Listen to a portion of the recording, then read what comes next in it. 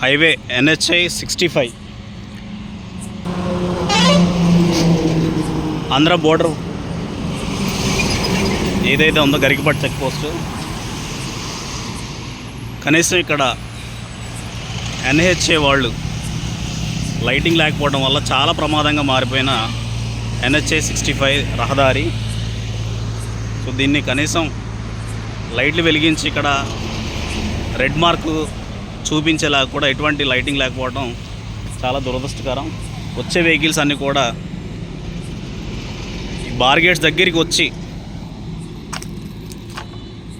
ఆగిపోయిన దుస్థితి. ఇక్కడికి వచ్చి ఇటు రోడ్డు క్లోజ్ చేశారని చెప్పేసి తెలుసుకొని మళ్ళీ ఇక్కడ నుంచి టర్న్ అవ్వడం జరిగింది.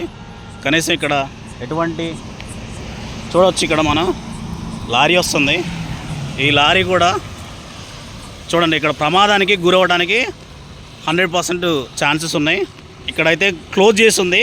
కనీసం ఇక్కడ ఎటువంటి మార్క్ లేకపోవడం దురదృష్టకరం. ఇక్కడ లారీ ఏదైతే ఉందో ఇప్పుడే లైవ్లో చూపిస్తున్నాం.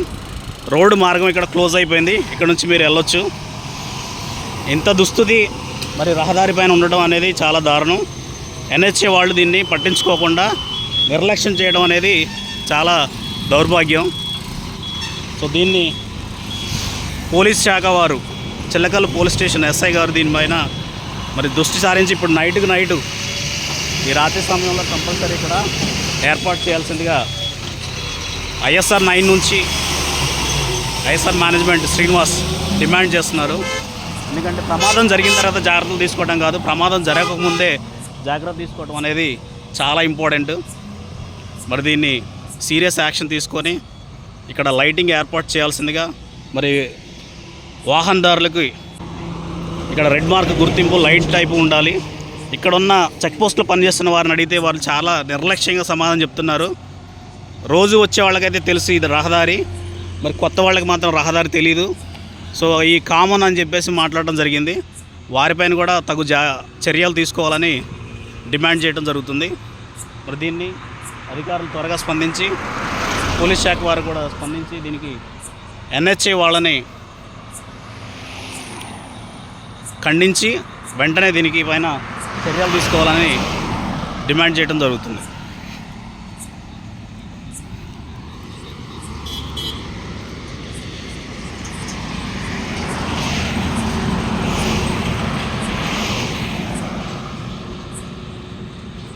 ఇది ఎప్పటి నుంచి లైటింగ్స్ లేవండి?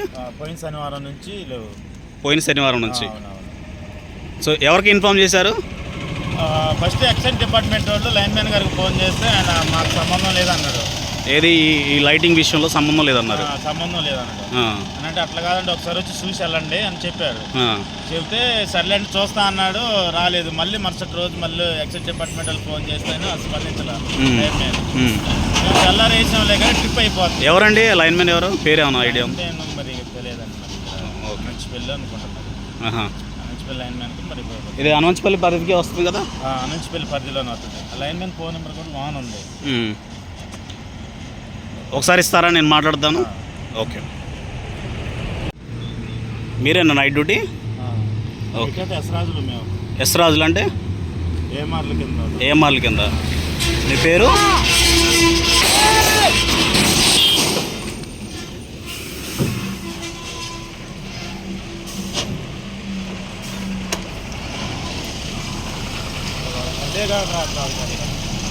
ఈ బారిగేట్లు కూడా చాలా క్లోజ్గా పెట్టడం వల్ల వచ్చే లారీలు, హెవీ వెహికల్ ఏదైతే వెళ్తుందో అక్కడ బండరాళ్ళు తీసుకుని వెళ్తుంది.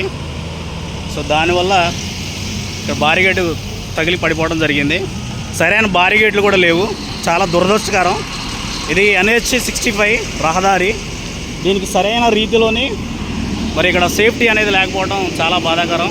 మరి వాహనదారులు ప్రమాదాలకు గురయ్యడానికి 100% ఛాన్సెస్ ఉన్నాయి. కనీసం లైట్ లేదు అక్కడ. ఆ లైట్ విషయంలో కూడా ఎటువంటి నిర్లక్ష్య ధోరణి కనపడుతుందో తెలుస్తుంది.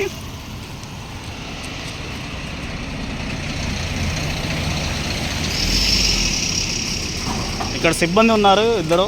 సో వీళ్ళు NMRలుగా ఉన్నారంట. సో వీళ్ళకి కూడా మరి సరైన రీతిలో మరి గైడెన్స్లు అనేది లేకపోవడం కూడా చాలా బాధాకరం.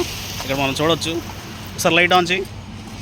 ఈ బారిగేట్ కూడా చూడండి, అది ఇరిగిపోయి ఉన్నది మొత్తం. ఇరిగిపోయిన బారిగేట్ని ఇక్కడ పెడితే ఇది ఎక్కడ మరి వాహనదారులకి ఏ విధంగా ఇది కనపడుతుంది? కనీసం ఒక లైటు లేదు. వీళ్ళిద్దరు కూడా చాలా కష్టపడుతున్నారు ఈ విషయంలో. ఇరిగిపోయిన బారిగేట్ని సరి చేయడానికి ఇరిగిపోయిన బారిగేట్లు పెడుతున్నారు. కనీసం టోల్గేట్ ఛార్జెస్ అనేది ప్రజల నుంచి బాగా దండుకుంటున్నారు. కనీసం వసతులు ఇవ్వకపోవడం దురదృష్టకరం. ఈ NHA వాళ్ళ మీద కంపల్సరీ పోలీస్ శాఖ వారు చర్యలు తీసుకోవాల్సిందిగా ప్రజలు డిమాండ్ చేస్తున్నారు.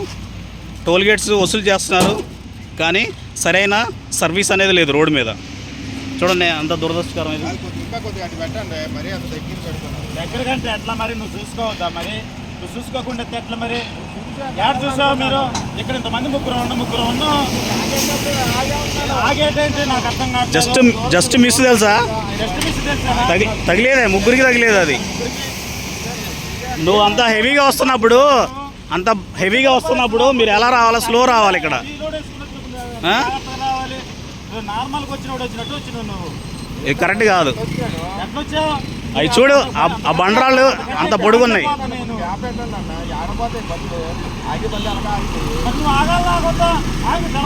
స్లో అవ్వాలి కదా, స్లో అవ్వాలిగా మీరు.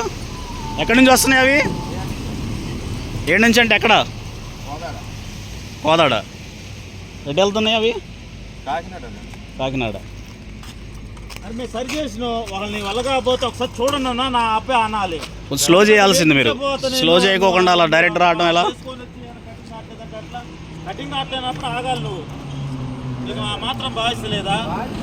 అవును మరి ఇప్పుడు ముగ్గురు ఉన్నా అదే చూసుకోపోతాం. మా మీద పడేదే ఇది తగిలి తర్వాత వస్తుందా? మరి ఇంకేం మరి చూసుకోవాలి. మరి ఇక్కడ లైట్ లేనప్పుడు మీరు జాగ్రత్త చూసుకొని రావాలి. తగలదనుకుంటే అట్లా తగిలిన తర్వాత అవి మీరు అంత పెద్ద రాళ్ళు వేసుకొని వెళ్తున్నారు, పొడవ ఎక్కువ ఉంది కదా, ఎలా తగలకుండా ఉంటుంది చెప్పండి? అంతకని పొడవు వేసుకొచ్చా కానీ ఏ రోజు తగలలేదు. నేను అనేది అదే మరి. ఇప్పుడు పెద్ద పెద్ద వెహికల్స్ వస్తున్నాయి, దానికంటే ఇంకా పెద్ద వెహికల్స్ వస్తున్నాయి. ఒక 7-8 సార్లు వస్తున్నాము. బార్గేట్స్ దగ్గర స్లో అవ్వాల్సిన వెహికల్ బండరాళ్ళు తీసుకెళ్తుంది. కనీసం స్లో అవ్వకుండా దూసుకురావడం అనేది చాలా ప్రమాదానికి గురైంది. ఇందాక అక్కడ బారిగేట్స్ కూడా పడిపోయాయి. అక్కడ ముగ్గురు ఉన్నాం, నాతో పాటు ఇద్దరు ఇక్కడ పనిచేసే వ్యక్తులు కూడా ఉన్నారు. సో దీనిపైన కూడా పోలీస్ శాఖ వారు దృష్టి పెట్టి ఇలాంటి వెహికల్స్ ఇంత భారీ హెవీగా మరి వెళ్తున్న లోడ్ విషయంలో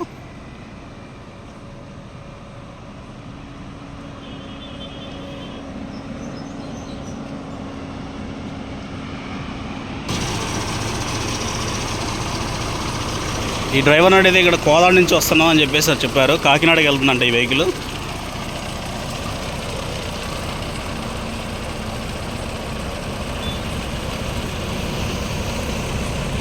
ఏమన్నారు లైటింగ్ గురించి? నిన్న కంప్లైంట్ ఇచ్చారా ఈరోజా? లేదు, అది మొన్న ఎక్సైజ్ డిపార్ట్మెంట్ వాళ్ళు కూడా కంప్లైంట్ ఇచ్చారు. ఇస్తే మరి వాళ్ళు వస్తామన్నారులే కానీ ఇంతవరకు రాలేదు, మరి స్పందించలేదు. మరి స్పందించబోదు. ఇప్పుడు లారీ చూసారా ఇందాక? లారీ నేను ఉండబట్టి అతను ఆగాడు, లేకపోతే లారీ మొత్తం దూసుకొని వచ్చేది అటు నుంచి. చాలా దారుణం. ఈ రెడ్ లైట్ ఏదైతే ఉందో ఇది కూడా సరిగా వెలగట్లేదు అనుకుంటా. అక్కడ పెట్టండి బెస్ట్.